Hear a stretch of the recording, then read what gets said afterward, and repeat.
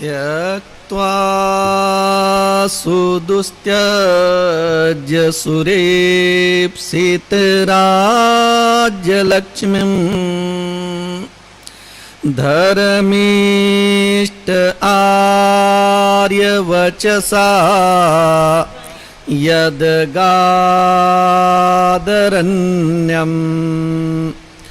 मायामृगं दयितैप्सितमन्वधावत् वन्दे महापुरुषते चरणारविन्दं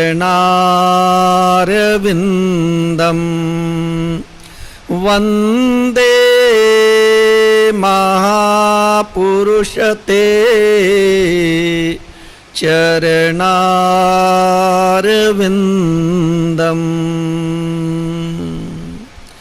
ॐ कृष्णाय वासुदेवाय हरये परमात्मने प्रणतक्लेशनाशाय गोविन्दाय नमो नमः गोविन्दाय नमो नमः। गुरुर्ब्रह्मा गुरुर्विष्णु गुरुर्देवो महेश्वरः गुरुर्साक्षात् परं ब्रह्म तस्मै श्री गुरुवे नमः तस्मै श्री गुरुवे नमः। रघुपति राघव राजा राम पतित पावन सीताराम। रघुपति राघव राजा राम पतित पावन सीताराम। जय रघुनंदन जय सिया राम जानकी वल्लभ सीताराम। जय रघुनंदन जय सिया राम जानकी वल्लभ सीताराम। रघुपति राघव राजा राम पतित पावन सीताराम। रघुपति राघव राजा राम पतित पावन सीताराम। जय यदुनंदन जय घनश्याम रुक्मिणी वल्लभ राधे श्याम। जय यदुनंदन जय घनश्याम रुक्मिणी वल्लभ राधे श्याम। रघुपति राघव राजा राम पतित पावन सीताराम। रघुपति राघव राजा राम पतित पावन सीताराम।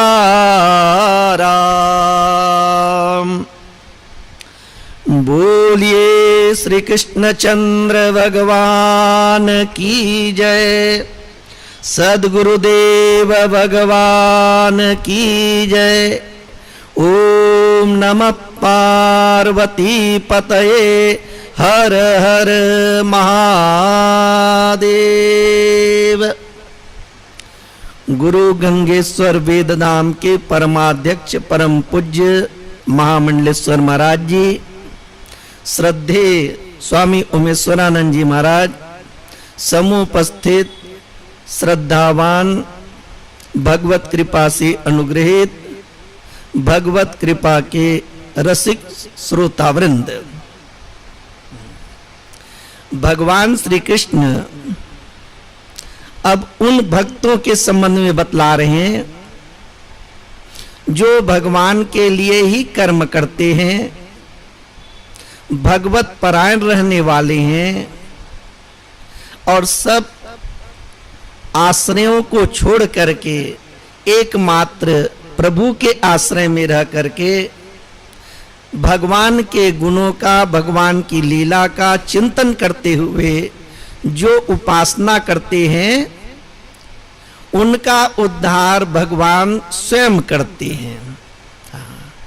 श्लोक है, ये तु सर्वाणि कर्माणि मयि सन्न्यस्य मत्परा, अनन्येनैव योगेन मां ध्यायन्त उपासते, तेषामहं समुद्धर्ता मृत्यु संसार सागरात्, भवामि न चिरात् पार्थ मय्यावेशितचेतसाम्।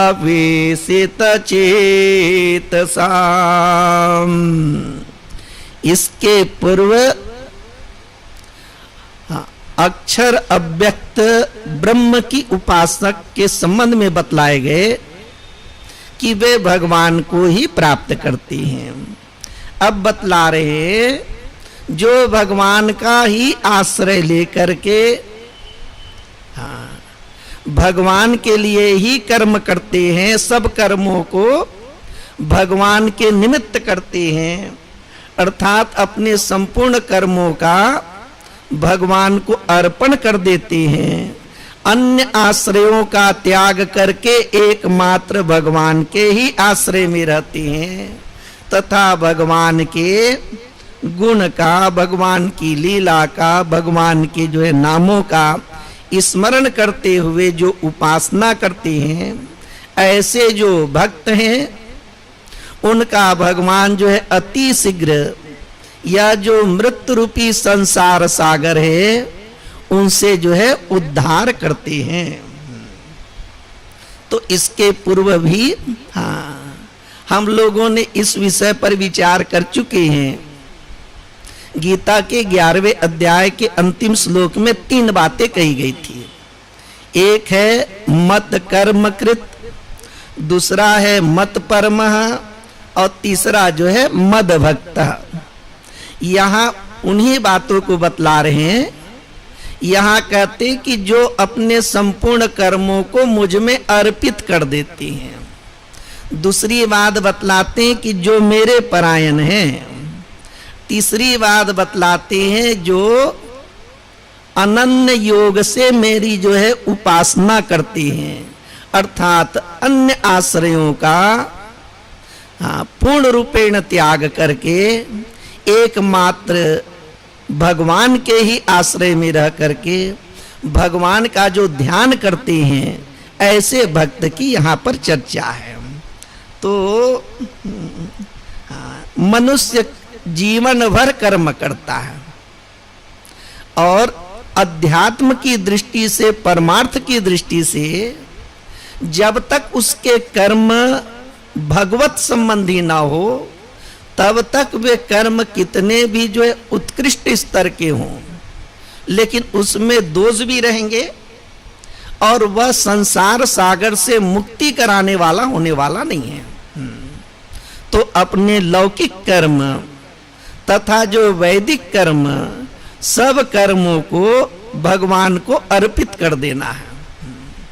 तो भक्ति में ये मुख्य बातें हैं, ध्यान में रखना चाहिए कि हम बाह्य वस्तुओं को, बाह्य कर्मों को, इन सब को जो है बहुत महत्व देती है, लेकिन यदि उसमें भगवान के प्रति भक्ति ना हो तो वो कर्म या वो व्यवहार फिर अनेक प्रकार के, कहना चाहिए, बंधन में डालने वाला हो जाता है। तो भगवान को प्रसन्न करने के लिए एकमात्र यही उपाय है कि जिस प्रकार से हम अपने आत्मीय व्यक्ति है या परिवार के लोग हैं, उनके साथ में जिस प्रकार से हमारी ममत्व बुद्धि होती है, उसी प्रकार से ममत्व बुद्धि उस परमात्मा में हो। भक्त्या तुष्यति केवलम न च गुणै भक्ति प्रियो माधव। भगवान किसी के गुण है, किसी के कर्म है, किसी की विद्या है या किसी की जाति है, इससे जो है प्रसन्न नहीं होते हैं। अनेक दृष्टांत दिए जाते हैं कि देखो जो है व्याध का कैसा आचरण था, आचरण ठीक नहीं था, लेकिन वे भी भगवान को प्राप्त कर गए।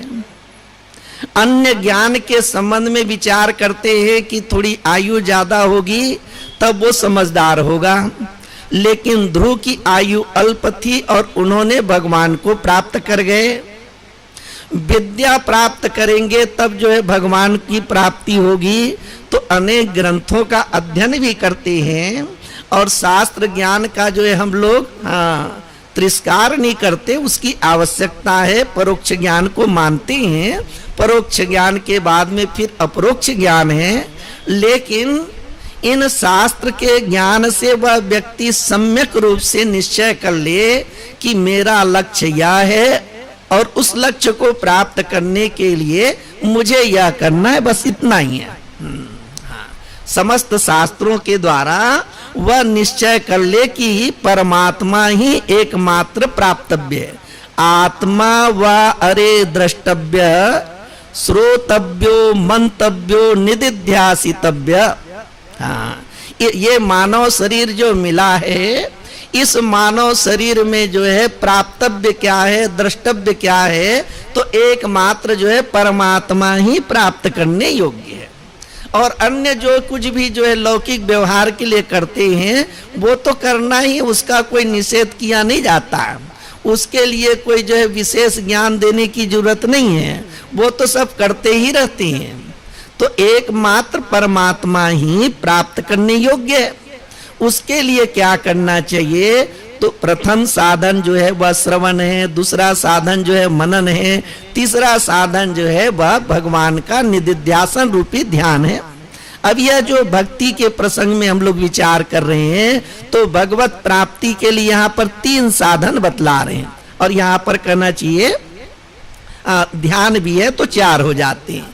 एक तो है सर्व कर्मों का अर्पण, दूसरी बात बतला रहे हैं कि भगवत परायण, तीसरी बात बतला रहे हैं कि रहना तो हमको जो है अन्य लोगों के भी आश्रय में है, लेकिन बुद्धि में इस प्रकार का निश्चय हो कि सर्वोत्कृष्ट परमात्मा है और वही हमारा जो है परम गति है, वही हमारा जो है परम गति है।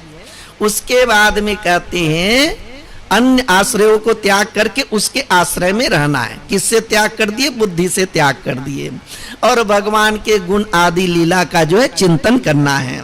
तो यहाँ क्या कहते हैं कि अन्य चीजों का जो है जानकारी आदि प्राप्त करेंगे, उसके बाद में भगवान का भजन करेंगे, ऐसे नहीं है। ये जो है ध्रुव जो अल्प आयु वाले थे, उन्होंने भी जो है भगवान को जो है प्राप्त कर लिए।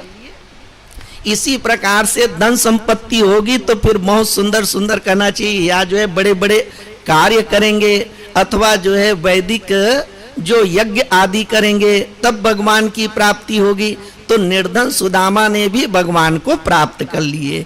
हाँ, जाति का जो है भेदभाव चलता है, लेकिन जो है दासी पुत्र विदुर ने भी जो है भगवान की प्राप्ति कर लिए। तो ये जो है बात ना बहुत अच्छी तरह से बुद्धि में धारण कर लेना चाहिए।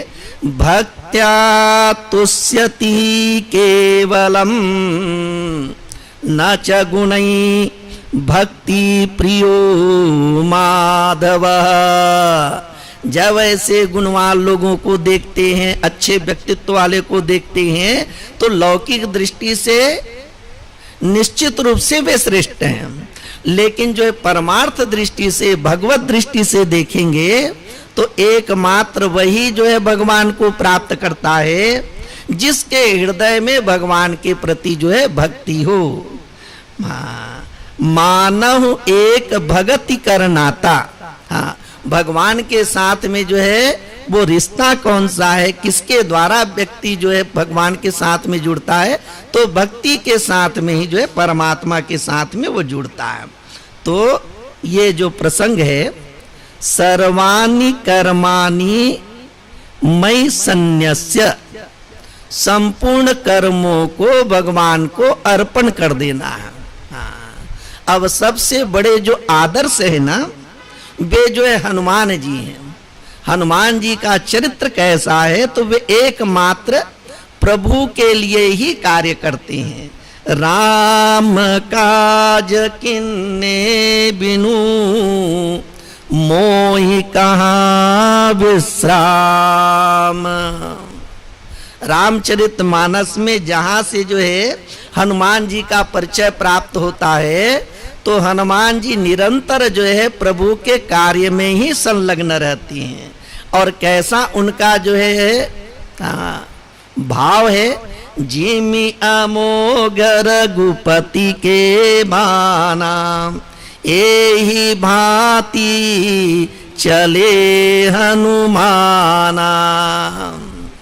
जिस प्रकार से जो है श्री रामचंद्र जी का जो बाण है वो अमोघ है, जहां जो है लक्ष्य का भेदन करना है वहीं लक्ष्य का भेदन होगा, चूकने वाला नहीं है, व्यर्थ जाने वाला नहीं है।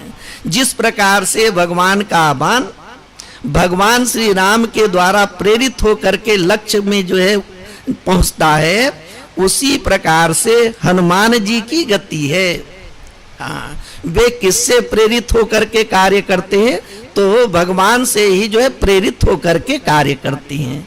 कितना कार्य करते हैं, कौन सा कार्य करते हैं, जितना जो है भगवान के जो है वह आदेश है या भगवान की इच्छा है, उतना ही कार्य हनुमान जी करते हैं। इस प्रसंग से क्या स्पष्ट होता है, जो अपने आप को भगवान के चरणों में समर्पित कर दिए हैं, वहां जो है मुख्य कर्ता प्रभु होते हैं और जीव जो है वो गौण कर्ता हो जाता है। सांसारिक जीवन में क्या होता है कि मुख्य कर्ता जो है जीव हो जाती है और भगवान की जो है विस्मृति हो जाती है। लेकिन जो बड़े महापुरुष हैं, उनके जीवन में, उनके व्यवहार में यह देखने को मिलता है कि मुख्य कर्ता परमात्मा है और जीव जो है या भक्त है वो गौण करता है। वे ही जो है प्रेरित करने वाले हैं, अर्थात वे ही कराने वाले हैं और वे ही जो है करने वाले हैं। जब इस प्रकार के भाव होते हैं तो अपने कार्यों के द्वारा जो सिद्धि प्राप्त होती, सफलता प्राप्त होती है, उसमें किसी भी प्रकार के अभिमान वगैरह भी नहीं आते। यदि सामान्य भक्त है और उसके द्वारा कोई त्रुटि भी होगी, हाँ, तो उस त्रुटि से फिर आत्मग्लानि भी नहीं होने वाली है। परमात्मा ने जैसी प्रेरणा की उस आधार पर मैंने कर्म किया, भगवान की जैसी इच्छा उसके आधार पर मुझे सफलता प्राप्त हुई। तो इस प्रकार से जो भगवत समर्पित बुद्धि से ये कर्म करते हैं, अपने संपूर्ण कर्मों को परमात्मा में अर्पण करने की बात आ रही है। तो ऐसा है, हम सभी लोग जो है प्रतिदिन जो कुछ जप, ध्यान, स्वाध्याय, प्रवचन करते हैं, इनके प्रति तो ये रहता है कि ये भगवान के निमित्त कर्म है, और अन्य जो कुछ भी कार्य करते हैं उसमें उस प्रकार की भावना नहीं बन पाती है। चाहे व्यक्ति कितना भी जो है कोशिश करता है तो भी ऐसे लगता है कि हम कहाँ जो है संसार में फंस गए। हाँ, तो यहाँ क्या बतलाते हैं, उन कर्मों को भी जो है भगवत निमित्त मानना चाहिए। हाँ, कर्म को भगवत निमित्त मानना है, करना वही है। हाँ, अर्थात जो भी जो है हमारे स्वधर्म है वह स्वधर्म क्या है, करना ही है, छोड़ना तो नहीं है। लेकिन उन कर्मों को मानना कैसे है कि ये भी कर्म वो भगवान के निमित्त ही है। यदि कोई भक्त इस प्रकार से विश्वास कर ले कि मैं भगवान का जो है दास हूं या भगवान का भक्त हूं और मेरा कर्तव्य क्या है कि अपने स्वामी की सेवा करना ही है। हाँ, मैं भगवान का, ये जगत भी भगवान का, मैं उसका दास, और मेरे जीवन का जो कर्तव्य वो क्या है, उनकी सेवा करना है। तो जितने भी प्रकार के कर्म होंगे ना, सब जो है किसके लिए हो गए, प्रभु के लिए हो गए। प्रभु जी तुम स्वामी हम दासा, ऐसी भक्ति करे दासा। जिन्होंने इस प्रकार से निश्चय किया है कि उसके निश्चय कैसा है कि दासो हम, मैं तो दास हूं। तो दास का यही कर्तव्य होता है कि वह अपने मन को, वाणी को और जो है अपने जीवन को भगवान को समर्पित कर दिए, दूसरा कोई लक्ष्य नहीं। इस प्रकार निश्चय कर देने से सब कर्म कैसे होंगे, प्रभु के निमित्त ही होंगे। अपने भीतर भी यह भावना होनी चाहिए कि भगवान ने यह दे दिया। और शास्त्र में क्या कहते हैं, देहो देवालय प्रोक्त सजीव केवल शिव। वो भगवान अपने हृदय में ही बैठे हुए हैं। और ये शरीर क्या है, पंचभौतिक जो शरीर है, ये तो एक देवालय है। जिस प्रकार से देवालय में, मंदिर में देव होते हैं, उसी प्रकार से इस शरीर में वो शिव जी जो है वह विराजमान हैं। और जितने भी पंच कर्मेंद्रियां, पंच ज्ञानेंद्रियों के द्वारा जो व्यवहार हो रहा है, सब कैसे है, उन्हीं के द्वारा प्रेरित भी हैं और उन्हीं के लिए ही है। तो आत्मदेव की जो पूजा है वो सब कैसे, ये पंच ज्ञानेंद्रियों के द्वारा संपन्न हो रही निरंतर। जो रूप देख रहे वो रूप कैसे, नेत्रों के द्वारा देख करके हम जो है मन को देते हैं, मन जो है उस आत्मदेव को अर्पण करता है। कहने के लिए बड़े सामान्य बात है, लेकिन इसको जो धारण कर लिया तो ये बहुत जो है उत्तम साधन है। कानों के द्वारा जो कुछ भी सुनते हैं वह जो है मन को अर्पित होता है। मन के बाद में फिर जो है वो आत्मदेव को ही अर्पण करते चले जाना है।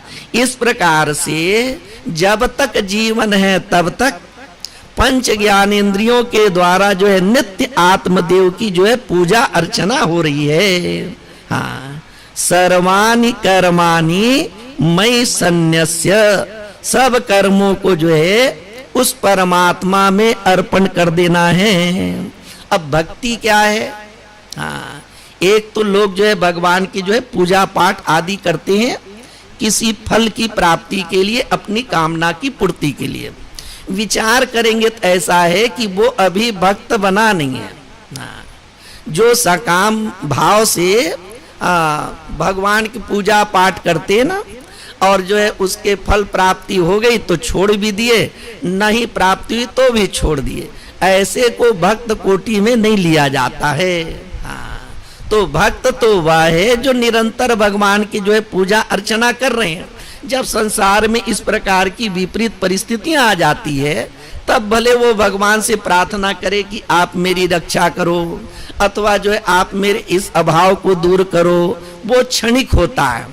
तो भक्ति किसको कहते हैं, सा न कामय माना निरोध रूपत्वात्। भक्ति जो है कामना स्वरूप नहीं है, भक्ति जो है कामना की पूर्ति के लिए नहीं है, भक्ति तो जो है कामना की निवृत्ति के लिए है। अर्थात भक्ति आने से निरोध हो जाता है। किसका निरोध हो जाता है, जब भगवंत तन्मयता आती है हाँ, भगवान का चिंतन करते करते जब भक्ति भाव दृढ़ हो जाती हैं, जब भक्त जो है भगवान में तन्मय हो जाता है, तो निरोध का तात्पर्य है भगवन तन्मयता। और भगवन तन्मयता से प्रपंच की विस्मृति हो जाती है, अथवा जो है प्रपंच की स्मृति रहते हुए भी भगवत तन्मयता के कारण से संसार के जो है नाम रूप संसार है, उनसे किसी भी प्रकार का विक्षेप होता नहीं है। तो इस प्रकार से ये भक्ति है वह कामना की निवृत्ति करने वाली हो गई। निरोध का क्या तात्पर्य बतलाते हैं? कहते कि निरोधस्तु लोक वेद व्यापार न्यास।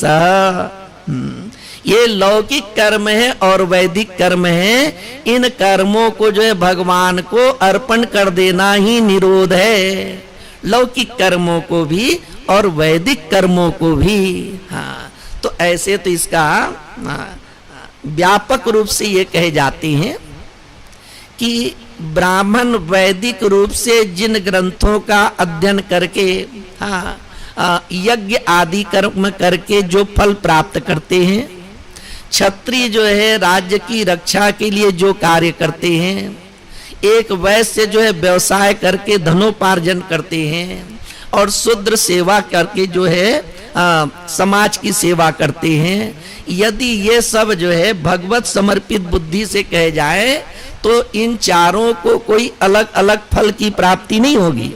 हाँ, जो विद्वान ब्राह्मण यज्ञ आदि करके जो फल प्राप्त करते हैं, वही फल जो है शूद्र जो है सेवा करके प्राप्त करती है। तो जितने भी जो लौकिक कर्म हैं, इन लौकिक कर्मों को भी उस परमात्मा के प्रति जो है अर्पण कर देना चाहिए। अब कुछ लोग ये कहते अर्पण कैसे करना है? तो कार्य के प्रारंभ में संकल्प करें और कार्य समाप्ति पर भी जो है वह विचार करें कि मैंने जो कर्म किया वो परमात्मा को मैंने अर्पित कर दिया।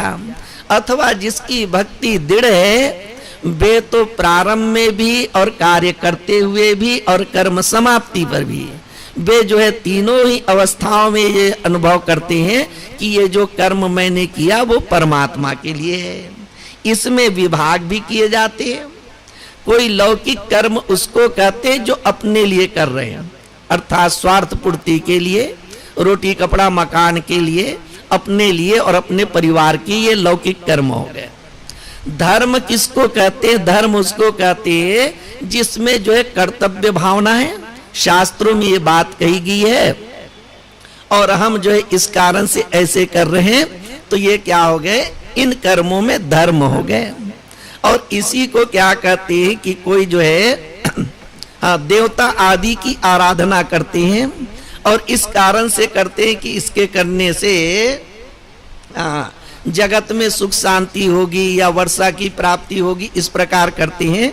इसको आदि दैविक कर्म कहते हैं। हाँ, तो एक है कर्तव्य बुद्धि से किए जाने वाले कर्म, दूसरे जो कर्म हो गए वो आदि दैविक कर्म हो गए, और तीसरे जो है वो भक्त का कर्म है, और चौथा जो है वो सांसारिक कर्म है, जिनका जो है ना धर्म से संबंध है, ना देव संबंधी है, ना जो है वो भक्ति संबंधी है। तो हाँ, कर्तव्य बुद्धि से किए जाने वाले कर्म, अब इसको इसी प्रकार से आप लोग जो है समझ लीजिएगा जैसे हम बतला रहे हैं। जैसे जो है जब देवव्रत को मालूम चला मेरे पिता शांतनु जो है निषाद राज की कन्या सत्यवती से विवाह करना चाहते हैं, तो उन्होंने जो है निषाद राज के पास जाकर के प्रतिज्ञा कर लेते हैं कि मैं आजीवन अविवाहित रहूंगा और राज सिंहासन पर नहीं बैठूंगा। जैसे ही वे प्रतिज्ञा किए तो पुष्प वृष्टि होने लगी और जो है भीष्म भीष्म के जो है वह ध्वनि होने लगी। इस प्रकार से देवव्रत का नाम जो है वो भीष्म पड़ गया। ये क्या है? पिता की प्रसन्नता के लिए उन्होंने इस प्रकार अपने प्रतिज्ञा किए और उस प्रतिज्ञा का पालन किए। इनको इतना ही मान ले यहाँ पर कि परमात्मा की प्राप्ति के लिए या मोक्ष की प्राप्ति के लिए वे राजसिंहासन का त्याग अथवा जो है अविवाहित रहना स्वीकार नहीं किए, इसका परमात्मा से संबंध नहीं है। हाँ, इतना बड़ा जो त्याग है ना, ये जो त्याग है, इस त्याग का जो प्रयोजन है वो कोई परमात्मा की प्राप्ति के लिए नहीं है। इसको हम यहाँ पे क्या बतला रहे हैं, ये केवल पिता की प्रसन्नता के लिए कर्तव्य बुद्धि से उन्होंने ऐसा त्याग किए और उसका पालन किए। दूसरा जो है, जब सगर के पुत्र, हाँ, वो जो है जो अश्वमेध यज्ञ करने वाले थे, तो उसके जो है अश्व को ढूंढते ढूंढते गए उन लोगों ने जो है कपिल भगवान के आश्रम के पास, और लगा कि जो है इन्होंने ही छुपा रखा है। कपिल भगवान के जो है जैसे ही दृष्टिपात से वो सगर के 60,000 पुत्र सब जो है जल करके भस्म हो गए। उसके बाद क्या हुआ, ये असमंजस के पुत्र अंशुमान कपिल भगवान के पास गए, चर्चा हुई, उन्होंने कहा कि तुम जो है अब इनके उद्धार के लिए जो है तपस्या करो, तुम्हारी तपस्या से यदि गंगा का अवतरण हो जाए तो जो है इनकी मुक्ति होगी। अंशुमान ने जो है तपस्या की है, गंगा का अवतरण नहीं हुआ, गंगा का दर्शन प्राप्त नहीं हुआ। उसके बाद में फिर जो है दिलीप ने जो है तपस्या की, वे भी जीवन भर जो है प्रयास किए, लेकिन जो है गंगा का अवतरण नहीं हुआ। उसके बाद में राजा जो है भगीरथ ने तपस्या की, राजा भगीरथ की तपस्या से गंगा जो है प्रसन्न हो जाती हैं, और उसके बाद फिर उनको आदेश देती है कि तुम जो है शिव की आराधना करो, ताकि जो है वो मेरी तेज जो धारा है उनको अपनी जटा में जो है धारण कर लें, तो फिर मैं अवतरित हो जाएंगे। प्रसंग इतना ही है कि यहाँ पर जो है इतने लोगों की तपस्या, अंशुमान, दिलीप और भगीरथ, इनका प्रयोजन क्या है कि गंगा अवतरित हो और उनसे जो है हमारे जो पूर्वज हैं, हाँ, जो जल करके भस्म हो गए अपने पापों के कारण से, उनका उद्धार हो। सीधा सीधा भगवान के प्रति भक्ति है, ऐसे इस पर विचार न करेंगे तो इनका जो है ये तपस्या आदि कैसे आदि दैविक हो गया। लेकिन जो सबरी की भक्ति है, मीरा की भक्ति है, वो कोई सामाजिक नहीं है, वो कोई धार्मिक नहीं है, न आदि दैविक नहीं है, केवल जो है प्रभु की जो है भजन में है, केवल भगवान के प्रत्यर्थ भक्ति है। तो ऐसे भक्ति को यहाँ पर बतलाएंगे कि जिसमें कर्म का समर्पण कैसे है, भगवान के निमित्त ही है। गोविंद जय जय, गोपाल जय जय,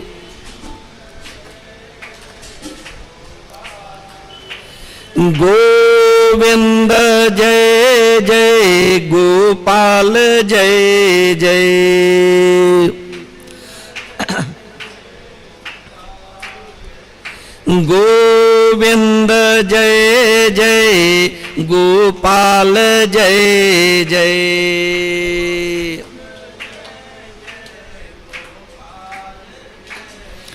राधा रमण हरि गोविंद जय जय,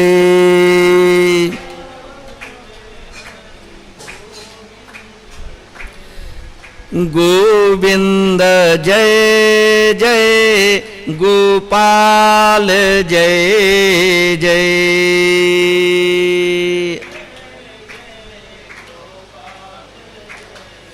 गोविंद जय जय, गोपाल जय जय,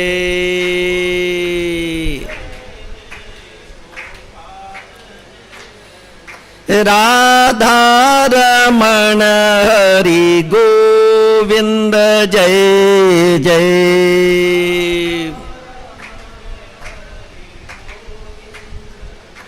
राधा रमण हरि गोविंद जय जय,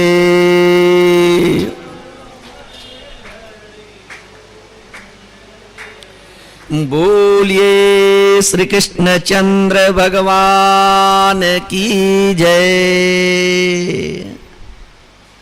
जो अपने संपूर्ण कर्मों को भगवान को अर्पण कर देते हैं, प्रथम साधना, उत्कृष्ट साधना, सरल साधना है कि कर्मों का अर्पण परमात्मा को कर देना है, अथवा बोले कि कर्म को भगवान के निमित्त करना है। इसमें बहुत बड़ा भ्रम है। एक तो कर्म में ही भ्रम रहता है कि हम कर रहे हैं और हमको जो है फल की प्राप्ति होगी। हमको किसी परोक्ष परमात्मा की आराधना वगैरह करने की आवश्यकता क्या है, जब जो है सीधी सी बात है, जो करता है उसको फल मिलता है और कर्म का फल अवश्य होता है। फिर जो है परमात्मा की आराधना करने की आवश्यकता क्या है। इस प्रकार से जो अपने आप को भक्त मानने वाले हैं ना, उन लोग भी जो है भगवान की अपेक्षा अपने पुरुषार्थ को जो है ज्यादा महत्व दे देती है। दूसरा ऐसे है जो कामना से युक्त होकर के देवी देवता भगवान की आराधना करते हैं, वे भी अपने आप को भक्त मानते हैं। और कुछ लोग उनका जो है कहना चाहिए समर्थन भी कर देते हैं कि देखो जो है आप तो निरंतर पूजा पाठ आदि में लगे रहते हैं, लेकिन ऐसा है कि कोई पूजा कर रहा है पुत्र प्राप्त करने के लिए, कोई जो है तपस्या कर रहा है रोग दूर हो जाए करके, कोई जो है अपना जप करवा रहे हैं फिर जो है कुछ और जो है आयु वगैरह बढ़ जाए करके, लेकिन उसको जो है यहाँ पर भक्ति नहीं कहते हैं भाई। हाँ, भक्ति उसको नहीं कहते हैं। भक्ति तो वह है सान कामय माना निरोध रूपत्वात्। हाँ, यदि आपके पास कोई व्यक्ति जो है कुछ सहायता लेने आया, अब आप सहायता कर दिए उसका या नहीं किए, तो आपका कोई मित्र है या फिर जो है वो उसके साथ में आपका कोई जो है प्रेम संबंध है, वैसे थोड़ी है। सरल शब्दों में तो ये बोलते हैं लोग कि प्रभु को लोग मानते नहीं हैं, बल्कि प्रभु से लोग जो है मांगते हैं। प्रभु को चाहते नहीं है, बल्कि जो है प्रभु से मांगने जाते हैं। तो ये दोनों में बड़ा अंतर है। तो जिन लोग भिन्न भिन्न सिद्धि आदि की प्राप्ति के लिए जो आराधना वगैरह करते हैं, उसकी यहाँ पर हम चर्चा बिल्कुल नहीं कर रहे हैं। वो यदि मानते भी हों अपने आप को कि मैं भगवान का बड़ा भक्त हूँ और इस प्रकार के लक्ष्य की प्राप्ति के लिए मैंने बहुत प्रकार के जो है वो वैदिक कर्म किए हैं, तो उनकी चर्चा हम यहाँ नहीं कर रहे हैं। ये क्या हो गया, ये तो जो है ना वैदिक कर्म, ये कहें कि भगवत कर्मों को वे जो है लौकिक कर्म बना लेते हैं। हाँ, किसको बना लिए, भगवत कर्म को, जिस जो है भगवान के भजन से, भगवान के नाम के जप से, भगवान के ध्यान से भगवत प्राप्ति होती है, अथवा जो है इस संसार सागर से जो मुक्त हो जाते हैं, ये तो भगवान के पास जो है पहले से क्या रख देते हैं, शर्त रखते हैं, यदि मेरी ये कामना पूरी हो जाए, मुझे इसमें सफलता मिल जाए, तो मैं जो है इस प्रकार की कथा का आयोजन करूंगा। होता भी है कई जगह होता भी है। हाँ, देखिए जो श्रीमद् भागवत सप्ताह है, उसका प्रयोजन क्या है, उसका प्रयोजन जो है ज्ञान भक्ति वैराग्य की प्राप्ति के लिए। और जो भी उसमें आयोजन होते हैं उसके अतिरिक्त कि भाई ये यहाँ पे भागवत सप्ताह का आयोजन हो रहा है, इसमें जो धन संपत्ति आएगी उसके द्वारा जो है कोई हॉस्पिटल बनेगा, वो शास्त्रीय विधान नहीं है। वो क्या है, वो शास्त्रीय विधान नहीं है। वो तो आपने जो है बना दिए ना। भागवत का जो है श्रवण है वो तो केवल जो है ज्ञान भक्ति वैराग्य के लिए है। हाँ, भक्ति के दो पुत्र हैं, ज्ञान और वैराग्य, उसी की प्राप्ति के लिए। तो ये जो भगवत कर्म है उसको लोग जो है लौकिक कर्म बना लेते हैं। इसमें भ्रम भी है और कहना चाहिए कि फिर वो व्यक्ति भटक गया हो, हाँ, ना समझी भी है, और वह व्यक्ति फिर इस प्रकार से ना उसके जो परम फल है, जो परम फल है उसको न प्राप्त करके अन्य चीजों की प्राप्ति का साधन बना दिए। जैसे कोई दवाई मीठी है, लोग यही दृष्टांत दे देते हैं, वो दवाई किसके लिए? किसी रोग के निवारण के लिए है। लेकिन छोटे बच्चे को कैसे लगता है कि मीठा मीठा लगता है, इस कारण से खाता है। उसका प्रयोजन क्या है? छोटे बच्चे का मीठा लगता है इस कारण से खाता है। उसको दवाई क्यों दे, गोली किस लिए दी जाती है? रोग के दूर करने के लिए। उसी प्रकार से जिस साधन से भगवत प्राप्ति होने वाली है, जिस साधन से जो है व्यक्ति इस संसार सागर से मुक्त हो जाता है, उस साधन को लौकिक चीजों की प्राप्ति के लिए वो लगा देते हैं। तो ये कैसे है? ये तो कहना चाहिए उन्होंने जो है भटक गए बीच में। हाँ, अब कैसे है? हाँ, सर्वाणि कर्माणि मयि सन्न्यस्य, सब कर्मों को जो है भगवान में समर्पित कर दो। तो एक क्या है, हम मानते हैं कि प्रारब्ध को मानते हैं, प्रारब्ध को खूब माना जाता है, लेकिन इस पर जो है ज्यादा विचार जो है ना भक्त लोग नहीं करते। क्यों नहीं करते? हाँ, जैसी पंक्ति है, प्रारब्ध पहले रचा पीछे रचा शरीर, तुलसी चिंता क्यों करे भजले श्री रघुवीर। उस परमात्मा ने पहले जो है प्रारब्ध रच दिए, ये शास्त्रीय बात भी है। अब जो है प्रारब्ध पहले से है और जो प्रारब्ध में वो मिलते रहेगा। प्रारब्ध कौन दे रहे हैं? प्रारब्ध हमारे द्वारा किए गए कर्म के जो है वो फल प्रदान करने वाले कर्म हैं। उनको किसने बनाया? परमात्मा ने बनाया। फलदाता कौन है? सीधी सी बात है, परमात्मा है। फल मत उपपत्ते, हाँ, जैसा कर्म है उसके अनुसार से परमात्मा फल देते हैं। तो ये जो पक्के भक्त हैं ना, ये पक्के भक्त जो है प्रारब्ध को नहीं मानते।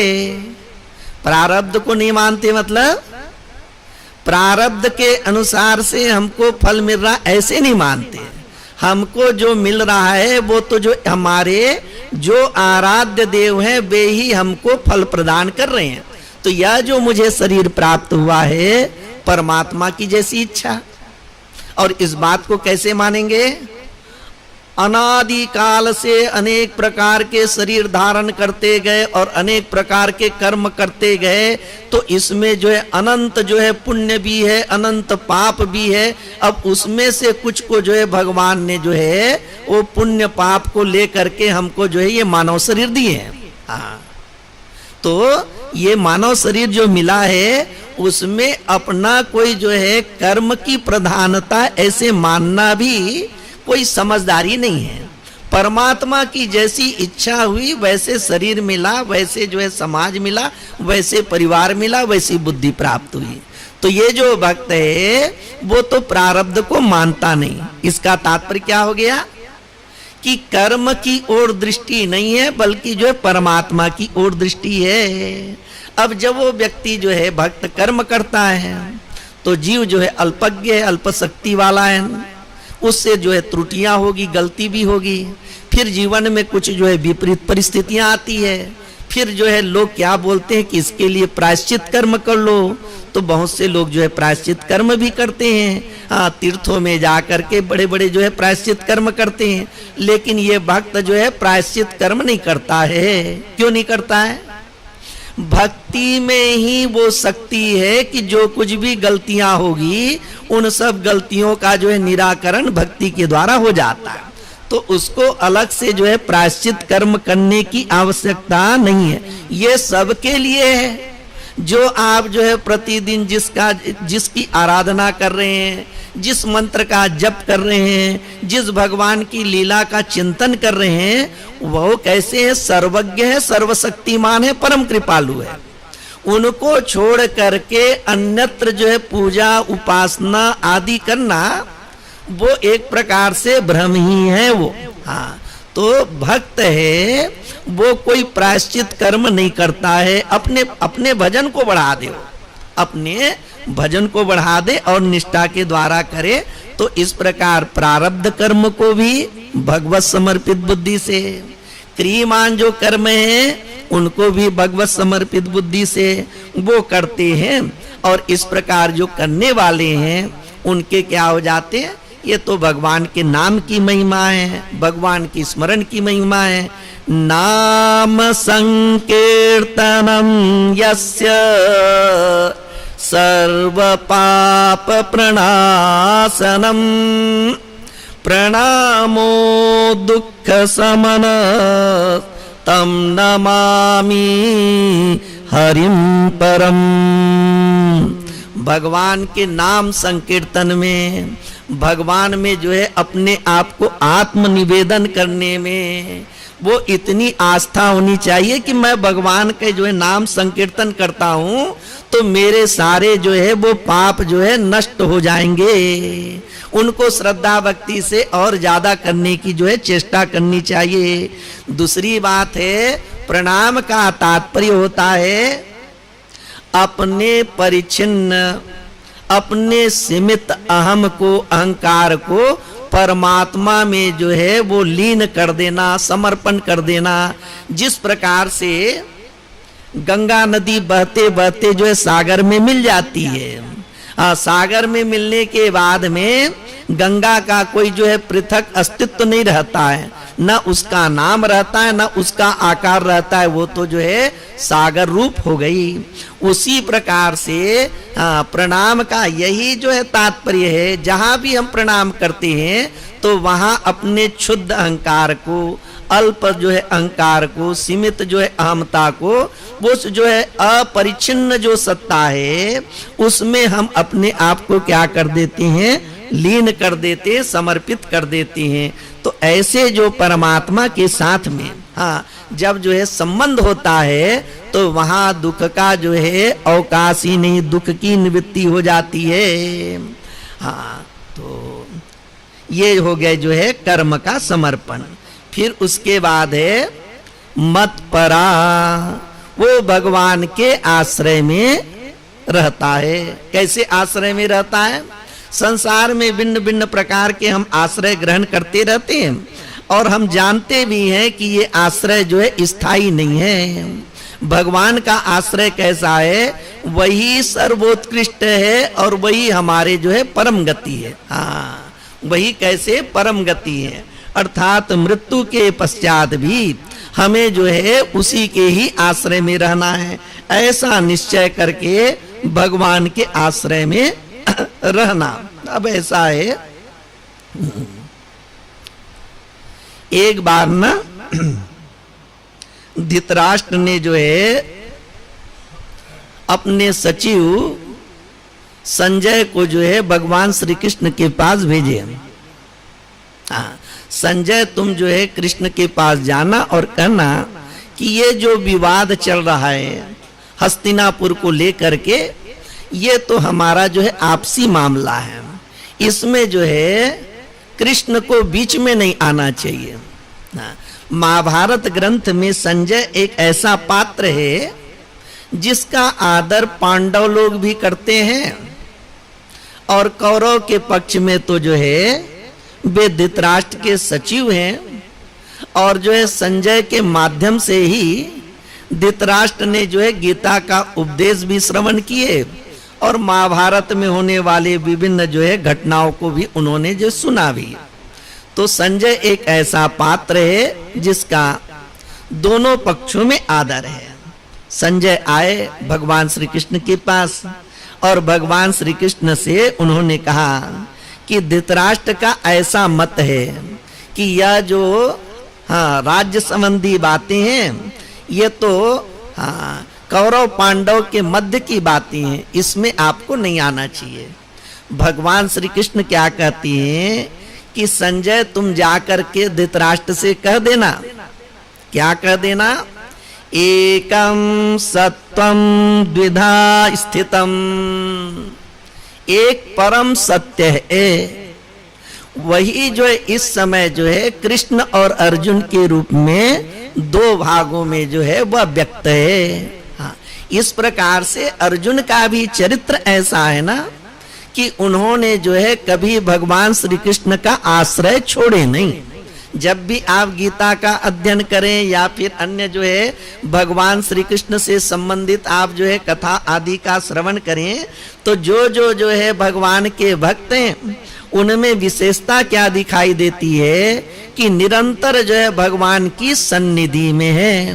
तो अर्जुन कैसे हैं? अर्जुन ने कभी जो है भगवान का जो है आश्रय जो ग्रहण कर लिए तो उसका त्याग उन्होंने नहीं किए। तो इस प्रकार से जो भगवान के आश्रय में है और जो संपूर्ण कर्मों को भगवान को जो है समर्पित कर दिए हैं, तीसरी बात बतलाते हैं अनन्येनैव योगेन।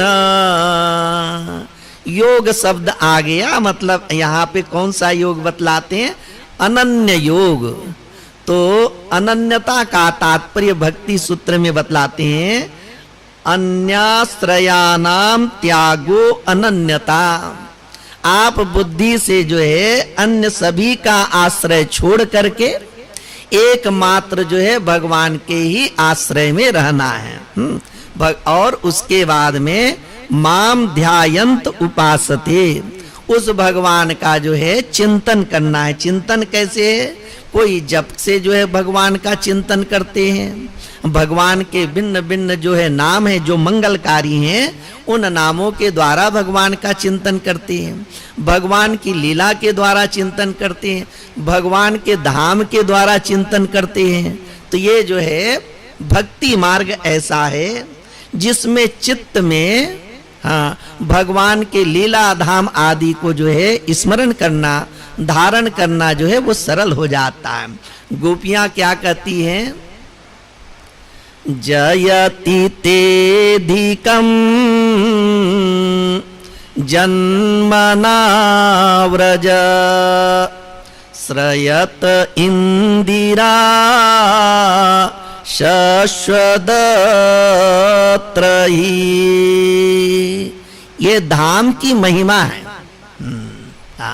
मन को जो है भगवान में लगाएं कैसे? तो गोपियां कहती हैं कि हे कृष्ण, आपके आविर्भाव से ये जो ब्रज की जो महिमा है, उत्कृष्टता है, वो पहले की अपेक्षा एवं जो है सर्व लोकों की अपेक्षा वो उत्कृष्टता को प्राप्त हो रही है। अर्थात जिस वृंदावन को हम देखते हैं या सामान्य व्यक्ति देखते हैं, जब जो है उसी को भक्ति भाव से संस्कारित जो है भक्त जब देखते हैं ना, तो उसमें जो है आध्यात्मिकता या जो है अलौकिकता का अनुभव होता है। तो गोपियों की जो यह दृष्टि कैसी है कि जब जो है वृंदावन पहले भी थे, लेकिन भगवान के आविर्भाव मात्र से वहां की दिव्यता जो है उसमें विलक्षणता आ गई। तो माम ध्यायंत उपासते, वे कैसे अनुभव करते हैं? अपने आप को जो है भगवान के समीप जो है अनुभव करते हैं। उप मतलब समीप और आस्ते मतलब बैठना। तो भक्ति जैसे जैसे दृढ़ होती, जैसे जैसे प्रगाढ़ होती है, वैसे वैसे नित्य युक्तता का भाव उसके हृदय में बना रहता है। अर्थात प्रभु हमसे दूर नहीं है, अथवा प्रभु हमसे जो है वो परोक्ष नहीं है। जिन लोगों की भक्ति जो है प्रगाढ़ है, उनको तो सर्वत्र जो है भगवान की अनुभूति होती रहती है। तो इस प्रकार से ये अल्पज्ञ अल्प शक्ति वाला जीव जब जो है सर्वज्ञ सर्वशक्तिमान परम कृपालु परमात्मा का आश्रय ग्रहण कर लेता है, तो इस जीव में जो भी कमियां हैं, जो दोष हैं, वे दोष दूर हो जाते हैं। और वह फिर कैसे है? शक्तिमान का सानिध्य प्राप्त करके वह भी शक्तिमान हो गया। और जो है ज्ञान मूर्ति परमात्मा का सानिध्य प्राप्त करके इनके भी जो है अज्ञान दूर हो गए। जो आप्त काम भगवान हैं, उनका चिंतन करते करते इनकी भी कामना जो है पूर्णतः जो है निवृत्त हो गई। अब वो भी कैसे हैं? वो भी आप्त काम हो गए। तो इस प्रकार से एक हो गए सर्व कर्मों का संन्यास। संन्यास का तात्पर्य अर्पण भी होता है, त्याग भी होता है। भक्ति में जो है वो अर्पण है। जिस प्रकार से कोई भवन बनाना है तो कहते हैं शिलान्यास किया गया, उसी प्रकार से अपने कर्मों का न्यास। दूसरी बात है ईश्वर परायणता। तीसरी बात है कि अन्य आश्रयों के त्याग को ही अनन्यता कहते हैं। अथवा सारा जगत कैसा है, सारा जगत जो है वह ईसमय है, ऐसे जान करके एकमात्र अपने आराध्य देव का जो है वह चिंतन करते हुए उसके सामीप्य का, उसकी सन्निधि का, उसके साथ जो है नित्य युक्तता का जो अनुभव करते हैं, ऐसे भक्त का भगवान जो है बिना विलंब जो है उद्धार करते हैं, संसार सागर से जो है उसको पार ले जाते हैं। गोविंद जय जय, गोपाल जय जय।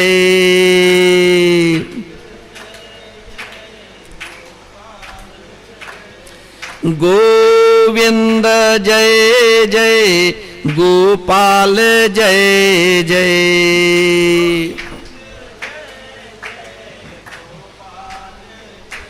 राधा रमण हरि गोविंद जय जय।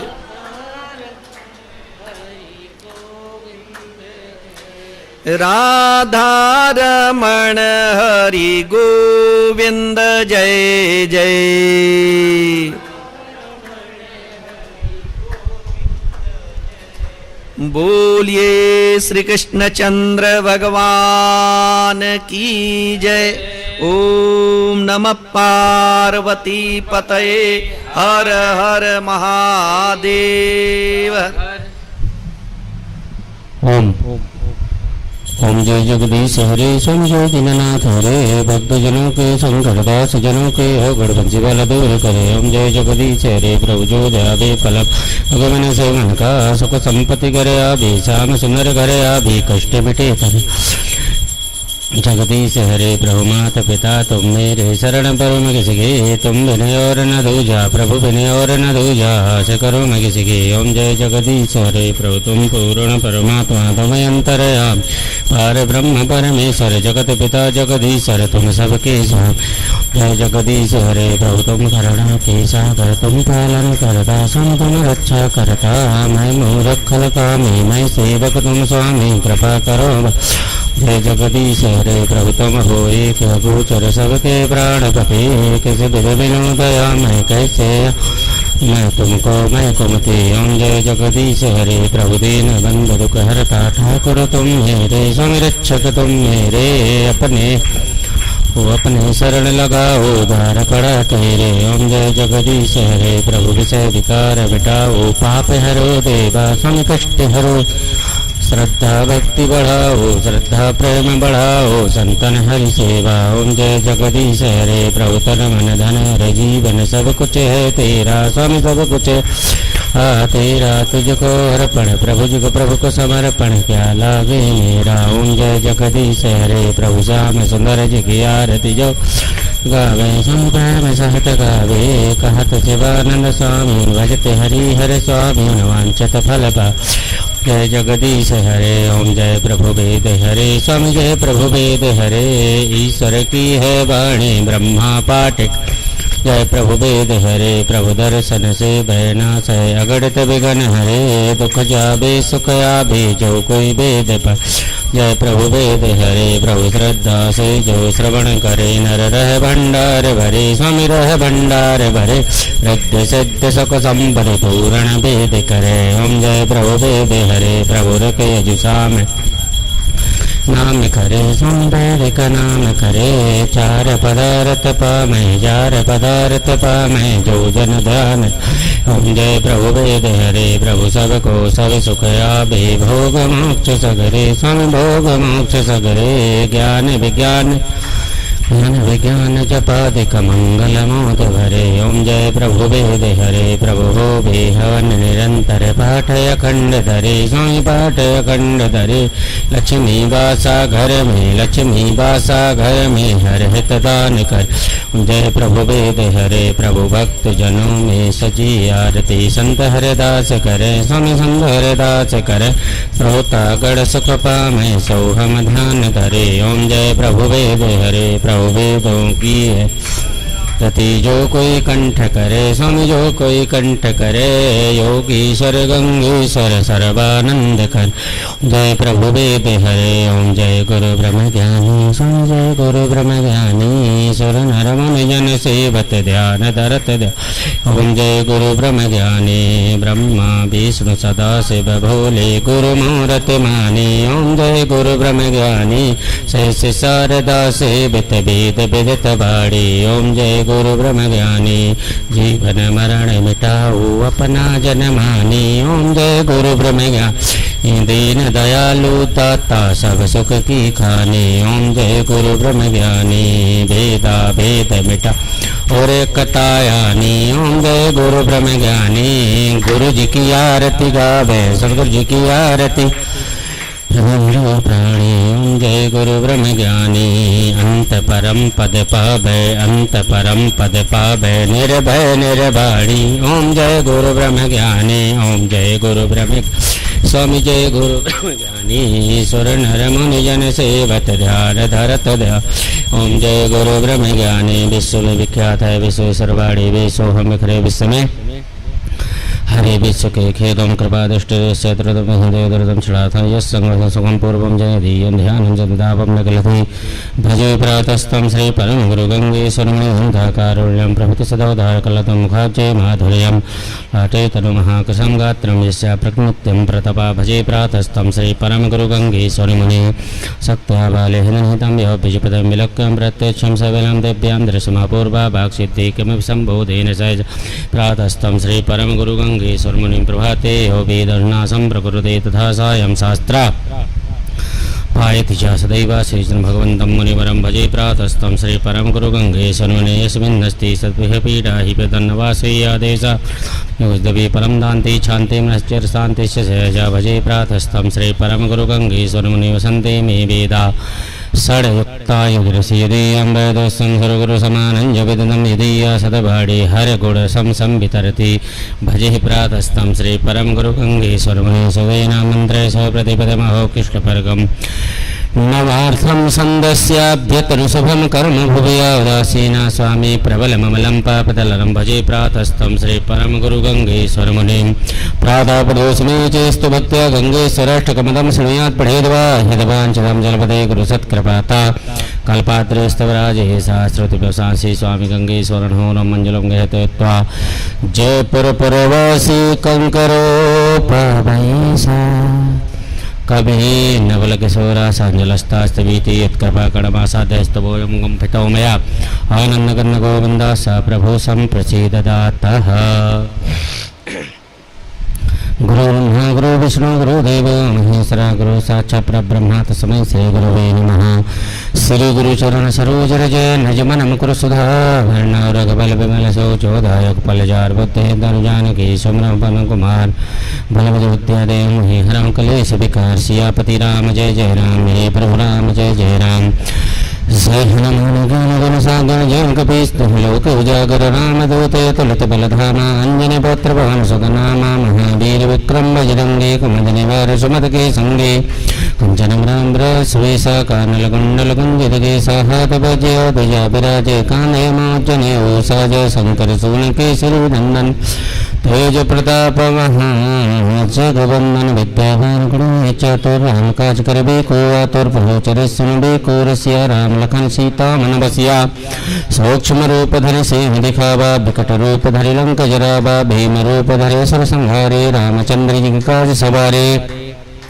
राम सजीवन लखन जियाए श्री रघुवीर हरि सुर लाए रघुपति दीनी बहुत बड़ाई तुम मम प्रिय भरत सम भाई। हसपतंतु मरोज सगाभय हस्कंसरे पतिगंड लगाभय संघाते ब्रह्माद मनीषा नारसार सहित हिसा जमुकुबेर दिग्बल जहाँ देख बेगोबिन गए सके कहाँ पे तुम उपकार सुग्री मही की हारा मिलाए राजबद्दीना तुम्हारो मंत्र भीषण माना लंकेश्वर भय सब जग जाना जगत हज्जो जन पर भानु लील्यो दाह मधुर फल जानो प्रभु मद्र का मयम कुमा है जलत लाग गए चरजना है दुर्गम का जगत के जेते सवंत्र तुमरे ते राम दुबारे तुम रघुबारे हो तना ज्ञान बहु सारे सब सकल है तुम्हारी शरणा तुम रक्षक काहू को डरना आपन तेज समारो आप तीनों लोक हाकते का पाए बहुत उपजन गढ़ नहीं आबे महावीर जब नाम सुना बे से रोग हरे सब पीरा जपत निरंतर करते हनुमान छुड़ावे मन कंबचन धाम जोलावे सब पर राम तपस्वी राजा तिनके काज सकल तुम साजा और मनोरज